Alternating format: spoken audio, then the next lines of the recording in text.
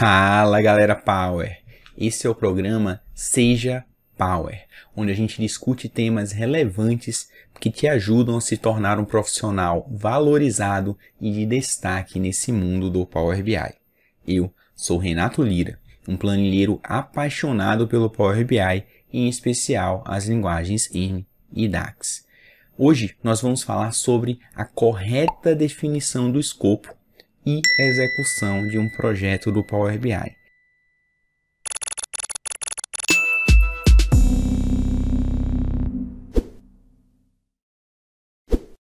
Mas afinal, o que seria essa ordem correta para a definição do escopo e execução? Primeiro, que os escopos em projetos Power BI normalmente não são bem definidos. Vem uma demanda para transformar um deck de PowerPoint em Power BI, ou mesmo algum garrancho de eu quero isso aqui, eu quero esse tipo de análise. Infelizmente, isso não é um escopo bom nem sólido o suficiente para a gente começar um trabalho bem fundamentado e embasado, tá? Tanto para a entrega geral do projeto, quanto para as microentregas, pois a depender do tamanho pode demorar dias, semanas ou até meses. Imagina o seguinte, você tem um lance de escada cheio de areia em todos os degraus. Você vai ter que limpar. Por onde você começa? A resposta parece um pouco óbvia, né? Sai varrendo de cima para baixo e depois de juntar toda a areia, você recolhe. Mas, quando a gente vê projetos sendo implementados no Power BI, a ordem natural, que parece natural para a maioria das pessoas, na verdade não é a ordem correta para a gente executar um escopo de um projeto de Power BI. A gente tem uma live aqui no canal do final de 2021, onde a gente detalha o Big Picture de um projeto de Self-Service BI. O link está aqui na descrição desse vídeo e eu recomendo vocês verem, pois lá eu dou algumas abordagens diferentes do que eu vou falar aqui. Mas o que as pessoas confundem, né, nessa definição do escopo? Que é, depois a gente detalha, ao longo do projeto a gente define. Infelizmente, nós seres humanos não sabemos o que a gente quer até que a gente veja o resultado daquilo que a gente pediu. Então, infelizmente, a gente precisa de alguns processos de iteração de eu acho que é isso, não, ajusta isso, ajusta aquilo, até chegar em uma solução minimamente favorável, tá? Então, muitas vezes, quando você não tem um escopo muito bem debatido, o que é que acontece? Você faz o caminho natural. Você começa pelo ETL, passa pela modelagem, visualização e distribuição. Porém, nesse primeiro loop, você entrega e o teu gestor, o teu demandante diz, não era bem isso que eu queria. E isso, todo o trabalho, vamos dizer, de uma semana que você chegou para aquela entrega parcial, parte dele vai ser perdido. Mas por que a definição de um bom escopo é importante? Porque, se você viu o vídeo da live que eu falei agora há pouco, a ordem importa e é anti-intuitiva. A gente deve começar do final para o começo. Primeiro, debatendo bastante o que é que o cliente acha que precisa em termos de visualização, para a gente buscar a essência, para depois definir um modelo capaz de atender a questão numérica, né, de todos os cálculos que realmente importam, e com um modelo bem definido, o output do seu ETL fica tranquilo. Por quê? Porque você tem uma única forma com que o dado é armazenado na sua empresa, ou ele está disponível para você, e você vai ter uma única forma que você já sabe que você consegue entregar toda a visualização. É como se, deixa eu abrir aqui a apresentação, a gente tem o núcleo duro, né? Que é do ETL, modelagem, visualização, porém ele é muito maior. A gente tem desde a origem, distribuição, passando pela automação e governança. Então, basicamente, a gente começaria do final para o começo. Qual é a estratégia de distribuição, o que a pessoa quer ver, modelagem e ETL. Mas por que começar dessa forma? Porque se eu começo no ETL, eu me perco na entrega. Muitas vezes eu tenho muitos dados, muitas colunas, eu não sei exatamente aquilo que eu vou precisar, pois uma regra da modelagem é carregue apenas aquilo que você vai precisar. Então, se você começa do ETL, a chance de você se perder e a caminhos que no final das contas você viu que passaram algumas horas ou até dias e foi plenamente improdutivo. A dica que eu passo aqui é que a gente tem que gastar bastante tempo definindo esse escopo, tá? Porque ele vai ser o seu norte, ele que vai ser aquilo que você vai entregar. E ao discutir o escopo com detalhes para o cliente, você acaba gerenciando expectativas e você clarifica aquilo que tanto você vai tentar materializar na sua entrega, quanto, eventualmente, o demandante ele ajusta a expectativa para aquilo que, de fato, ele vai receber. Eu lembro muito da história do jogo de xadrez. Tá? Quando eu era no ensino médio, tinha um xadrezinho pequeno de imã que eu ficava no fundo da sala jogando com meu amigo Caio. Então, o que é que a gente fazia? A gente jogava. Aí depois de 1, 2, 3 semanas, a coordenação percebeu, a gente não estava prestando atenção na aula e confiscou o xadrez. Isso impediu um adolescente de fazer o que ele queria? De jeito nenhum. Eu comecei a tentar jogar sem tabuleiro com Caio, sendo que qual que era o problema? O problema era que a gente dava as coordenadas do lance e depois de 3 ou 4 lances dava confusão. Por quê? Na minha cabeça o tabuleiro estava de um jeito e na cabeça dele o tabuleiro estava de outro. Então, por mais óbvio que pareça ser, a gente tem que garantir que o que um enxerga é o que o outro enxerga, para daí sim a gente começar a falar da mesma língua. Então, essa definição do escopo é de suma importância para você começar na direção certa e com a expectativa já alinhada com quem vai receber. Mas por que eu não faço do caminho natural do dado? Simplesmente você vai ter perda de energia. Você, muito provavelmente, eu digo com propriedade, tá? Por muito tempo, eu sempre vejo o dado primeiro, brinco, passo uma semana para trás e eu patinei, não saí do lugar. Então a gente tem que ter foco, a gente tem que definir um norte bem determinado para que a gente consiga trabalhar de maneira produtiva e efetiva. Mas vamos bater ainda muito nessa tecla, tá? O melhor momento para definir o escopo é na negociação do projeto, tá? Então, não negligenciem essa dica, pois ela é fundamental. E quanto mais tempo você gasta definindo o escopo, melhor fica para ambas as partes. E o Power BI ele brilha na análise recorrente, tá? Naquela análise que você tem que fazer todo dia, toda semana, todo mês ou até todo trimestre. Aquela análise pontual, talvez a depender do nível de detalhe desejado, ou mesmo do nível de conhecimento que você ou seus pares têm na ferramenta, seja mais apropriado você fazer em outro local. Porém, para aquelas análises recorrentes, não tem lugar melhor do que o Power BI para você criar as suas soluções. Um outro ponto importante que é bom a gente definir é que qual que é o produto? Você vai criar uma análise ou você vai criar um relatório Power BI, também conhecido como dashboard ou painel? O Power BI, e até vai ser tema de uma conversa nossa no futuro próximo, tá? Ele é uma ferramenta focada em modelo. Power BI, apesar de estar na mente de muita gente associado a um relatório bonitinho e dinâmico, não. Ele é muito mais que isso. Ele entrega um modelo capaz de fazer análises poderosíssimas. O relatório é apenas uma camada a mais que complementa esse modelo, dando um ar mais bonito e user-friendly para que seu usuário tenha uma melhor experiência no consumo para a correta tomada de decisão. Mas por que eu estou falando isso?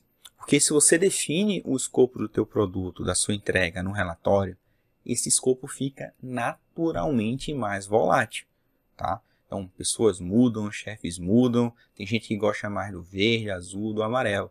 Então, você entra numa seara que, de fato, tem uma relevância absurda, porém, ela é muito mais fluida. Então, tem gente que adora fundo claro, tem gente que adora fundo escuro. Então, acaba sendo uma mera questão de gosto. Mas, se por detrás você tem um modelo capaz de entregar uma análise com dados confiáveis e consistentes, vale muito mais do que ficar discutindo se a cor desse relatório vai ser vermelho, azul ou amarelo.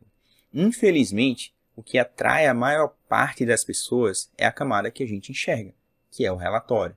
Então, poucas pessoas têm esse olhar especial de pensar com carinho na parte do modelo de dados.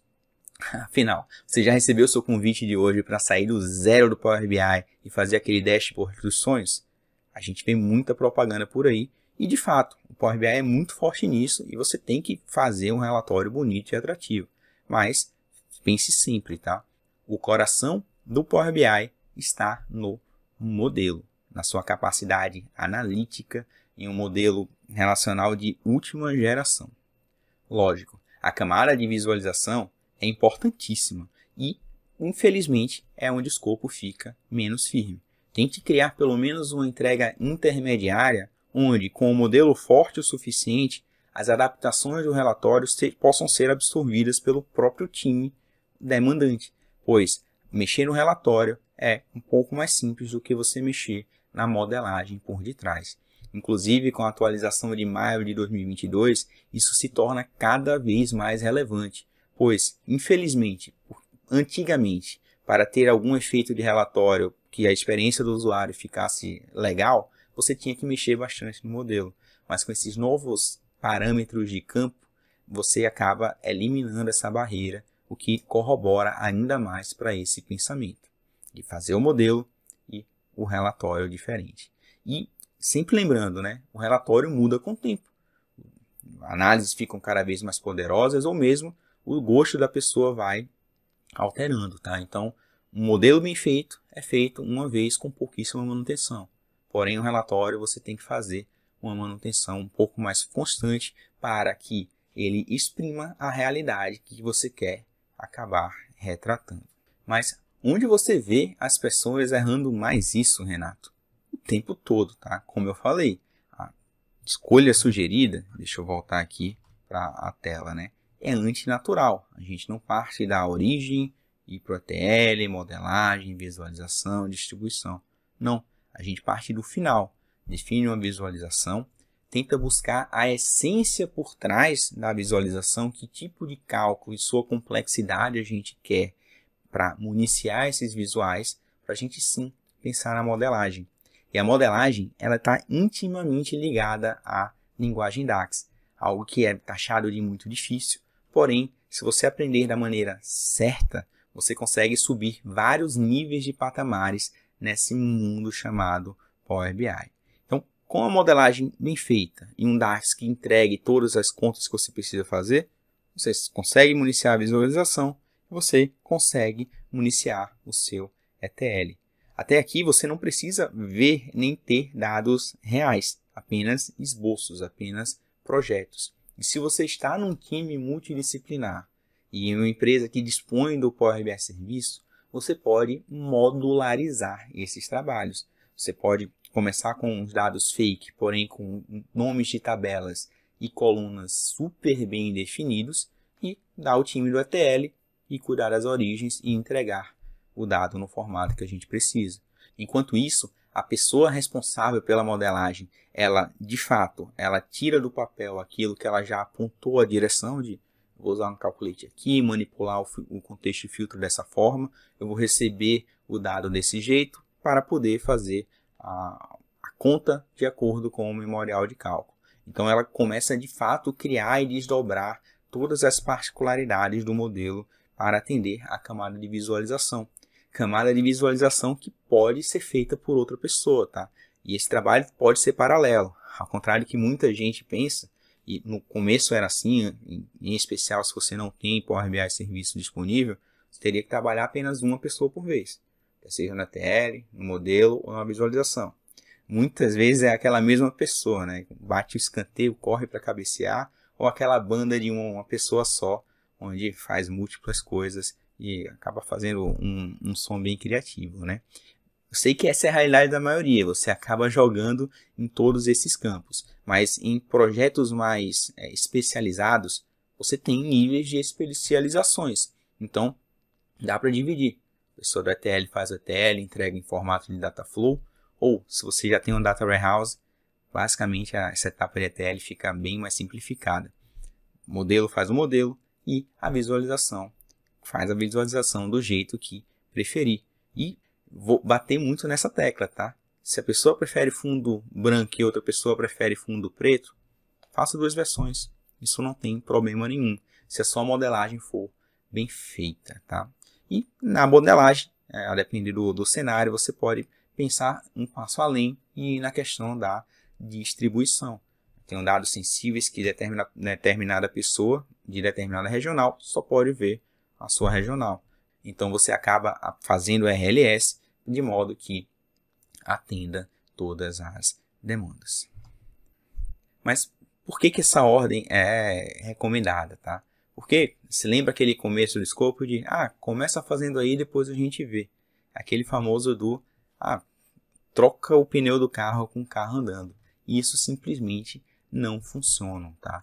E decisões importantes do faz o simples e depois a gente pensa no algo complexo, acaba por basicamente jogando fora essa primeira etapa, simplesmente para entregar algo mais simples e rápido e dizer que você está trabalhando.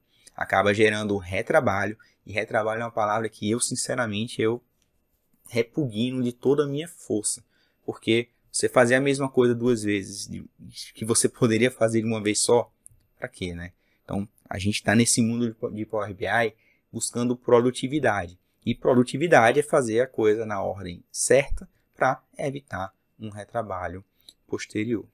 Mas, Renato, você falou que tem que definir um escopo muito bem definido, mas como é que eu sei fazer isso? De fato, essa é uma habilidade que pouca gente tem, porém, nesse mundo ágil, o que não falta são modalidades para você fazer um trabalho em equipe e definir melhor a dor, definir melhor o escopo, definir melhor a essência do problema que o projeto quer responder. Existem vários processos como Design Thinking ou Lean Inception, eu já participei dos 2 e funcionam muito bem, onde você pega pessoas de múltiplas áreas e, deixa eu até procurar a imagenzinha aqui, que ela é bem legal.